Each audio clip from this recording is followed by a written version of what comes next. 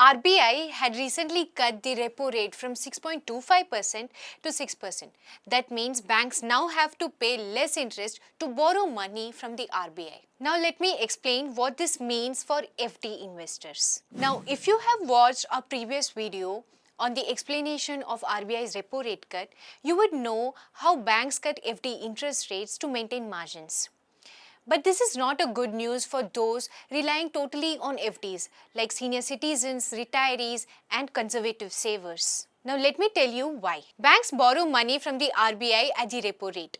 A lower repo rate means borrowing costs are down. Now this often leads banks to reduce lending rates, which means cheaper home loans, car loans and even educational loans. But why do we believe that this could be a bad news for those who only rely on FDs?